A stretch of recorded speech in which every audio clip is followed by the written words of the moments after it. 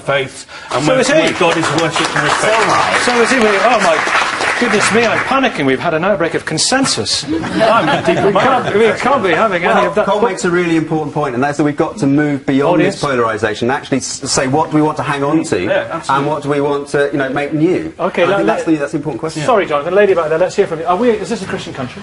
Well, my personal belief is that this country is built on Christian values, and I think it's a very, very beautiful aspect of this country. I am a Muslim myself, and there's something I value about this country. But I don't think that people are necessarily Christian in terms of the technical details of that faith. I think they have a general awareness or a belief in God. And over here, was there anyone? Yes, what would you like to say? Good morning to you. Good morning. I think we're talking, well, both sides really are talking Christianity in an incredibly practical way. And I don't think we're actually addressing the fact that we have a very moral country.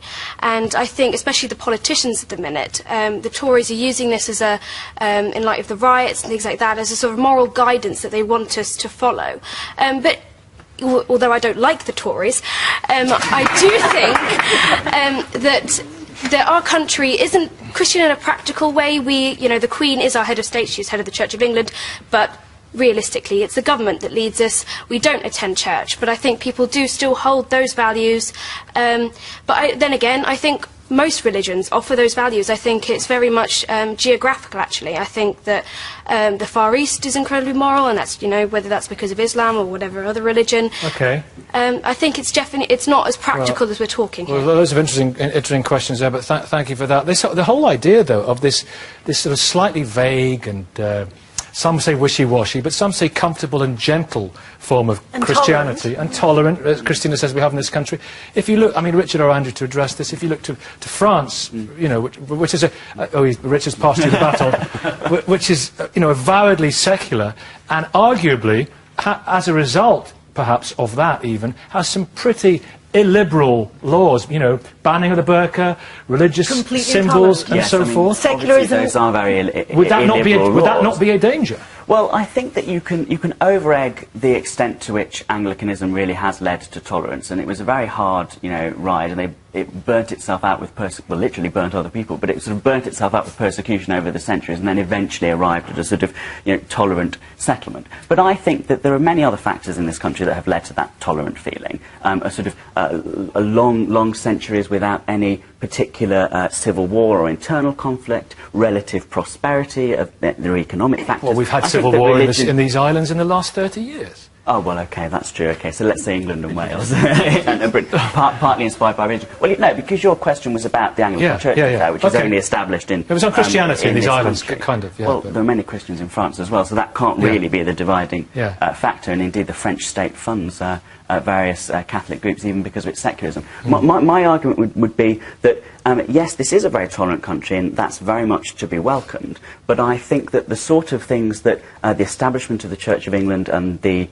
artificially inflated Christian figure preserves are far from tolerant. That 72% figure, for example, was used and has been used to justify not just existing state-funded faith schools that discriminate, but an expansion of them. And it's at the hard edge of political debate that figure is used to actually inflict damage on other people, and that's the problem, and that's why the survey is important, because it shows that those people who are in that 72% or whatever it turns out to be... They're very popular. A lot of people want to send their children to them. Some of the specifics... Well, not the academically failing. They only want to send their children. I would not ban the burqa. That is illiberal. Some of the specific questions on theology are interesting as well. I'll come to you in a minute, Dr. Catney, but I'm interested in this one. Rowan Williams quite recently said, you don't have to believe in the virgin birth to be a Christian. No. Do you believe in it? Do I believe in it? Yeah. Well, literally, not necessarily. Well, what does that mean, literally, not necessarily? Well, you're identifying me as a Christian, which is interesting. Did a virgin give birth 2,000 years ago to Jesus Christ? Was she a virgin? I don't know, Nicky. I know that the Bible... Does it matter? Does it matter to me personally in terms of the faith that I might have? No, it doesn't. No, it doesn't. I think we are making an interesting move on the basis of what Andrew and Richard were just saying.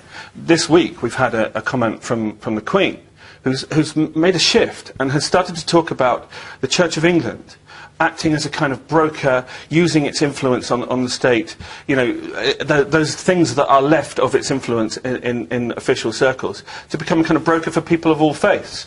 Now, actually, I think that's a valuable and a positive way forward, possibly. It may be the only way forward the Church of England's got left. Do you believe in the virgin birth, Christina? I do. I believe in miracles, too. And, do you have to believe in the virgin birth and the resurrection of Christ to be a Christian? And the whole thing is that, you see, what is so interesting is that what Richard and his fellow secularists want is for science to be the only guiding force. Well, a lot of religious people are secularists. Well, you know. and for rationality and reason to be our God.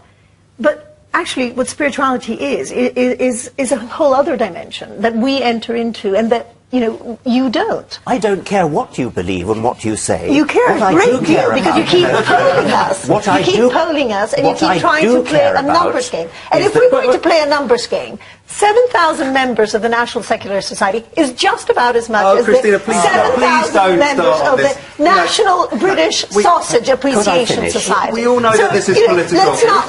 Let's not let okay, wait. drive. Jonathan, Richard, remind Richard what he was going to say. I was just interrupted. I can't remember. Yeah, it was the point. What was the point you were making? It was the point before that about. I'm saying that it's not appreciating. I don't care what you believe, so long as what you believe is not used to legislate in this country and affect what the rest of us believe.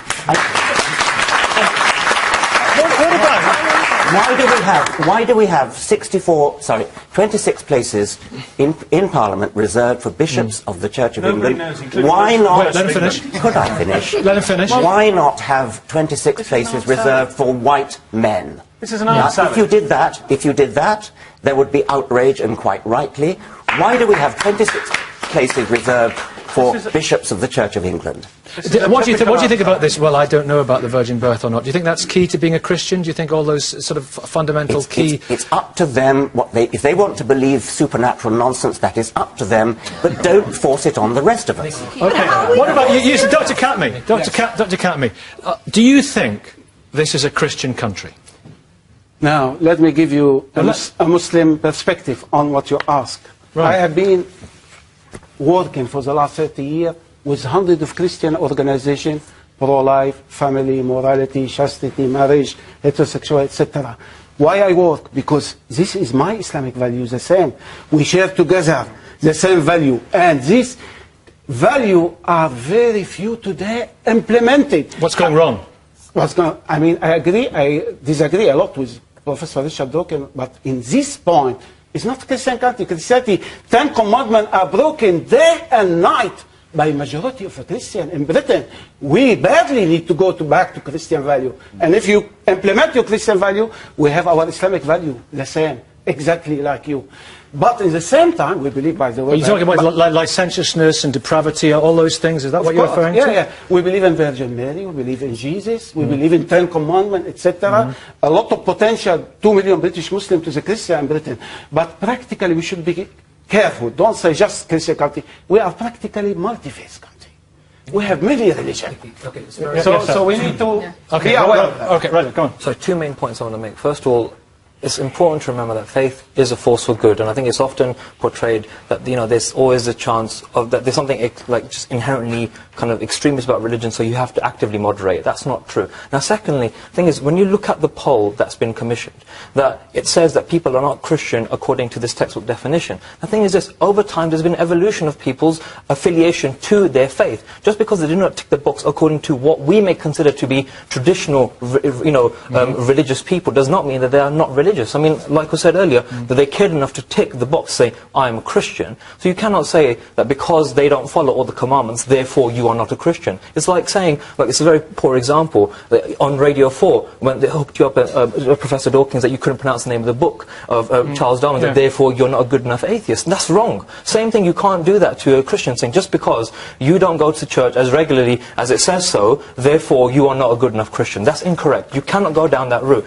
People choose their values, and that's up to them. We can't say that's what makes you Christian, that's what makes you Muslim. Andrew? I mean, no one is saying that, just to clarify. I think the survey itself that Richard's Foundation did, that Maury did for Richard's Foundation... We're extrapolating from it, this point, though. No, what's being said is that after the 2001 census results were published, and there was a very high proportion of Christians, lots of Christian lobby groups, lots of bishops, lots of politicians leapt upon those figures with glee and said, look, it proves what we've known all along. Britain is still a Christian country. It justifies faith schools. It justifies contracting out public services to Christian groups. It justifies this, that and the other. Now, what this research is attempting to articulate and demonstrate is that that was a mistaken assumption by those people, because actually that 72% has been hijacked, and what that 72% believes is not what it's being claimed to believe, but is something else. Christina, that's the important point. Let's say that... So, given everything that you say, does that mean that you want the state to take back from the religious institutions any work that they do with youth, any work that they do with schools, any work that they do... No, certainly not. I think what is the point? Schools... What is the point of doing this poll? Well, it wasn't my point. Okay, Christina, what would, if there were to be a sudden awakening of atheism and also secularism, two different things, what would we lose? I think we would lose a great, great deal, because we would lose in the public space. We don't want just the government to be dealing with running schools, with running charities. We want voluntary spirits, and many of them These faith schools are state-funded. These faith schools are state-funded. They're not voluntary. They're government-funded schools. But many of them aren't, and what we don't want to have... No problem with that. It's the state-funded ones, which are a third of all our state-funded schools. But are you going to have state-funded charities? Are you going to have state-funded hospitals? Are you going to only have Secularism doesn't affect the thriving civil sphere. We already have charities. That's fine. It affects what's funded by the state in our public life, which should be, treat people without privilege or discrimination on the basis of religion. If there are state-funded schools, they shouldn't be choosing pupils on the basis of religion. Let me come to this lady down here. Good morning. Good morning. Hello. First question you asked is that this country is a Christian country. Yeah. Well, I believe if you are buying Christmas presents and Easter eggs, yes, it is a Christian country. Well... yes, it is a Christian country, but when it comes to moral issues, I'm sorry, it is not. What I believe is our government professors' research could be actually used as a positive manner, thinking that, yes, we are failing as Christians and we need to upgrade. Now, every time there's a wedding or marriage take place, I think that should be actually applauded rather than discriminated against tax. I think family life should be encouraged, abortions and single parenting should be discouraged, and help people to stay within marriage, create a stable families, which actually Christianity supports. Is this your view of Christianity? I think a slightly different view of Christianity, but I think the important thing is we have the conversation about it. And what worries me is while we have this polarisation, we don't get a sensible conversation. So let's discuss. Would it be good to give tax breaks to married couples? I don't think so. I would like to see tax breaks to civil partnerships. I'd like to see people be able to, heterosexuals to engage in civil partnerships and gay people be allowed to get married. I think that's a tolerant Christian view. But you cannot have a Christian country and have a faith-oriented country when you have civil partnerships and you're encouraging X, Y, Z. I'm sorry, I do not want to discriminate against anybody. What is a Christian view of government? What is a Christian view of the state? And to me, it is one that allows for plurality, effectively a secular one, which is not value-free, but doesn't impose any one religious form on the nation. And surely that's what the best religious view is of all. Cool. Well, absolutely. I think we are in a position where we will have to find a way forward that allows for plural. I can't even say the word. We have 1,000 gods instead of one.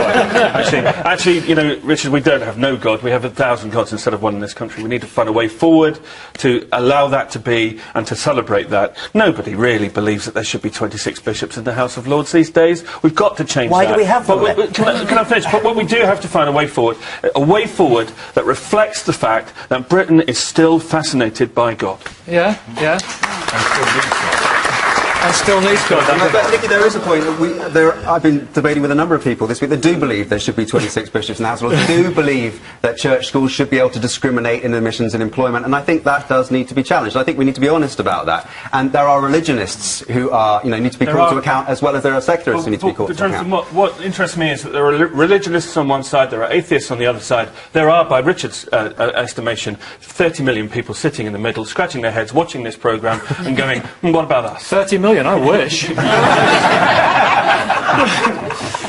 Richard, you've said faith is a spent force in the UK. Do you think the trends are very much the, you know, religion is slowly crawling into the dustbin of history? Yeah, I think so. I mean, and actually showing some signs of desperation. I mean, when you think that what faith actually is believing something without evidence, how can you possibly justify believing something without evidence?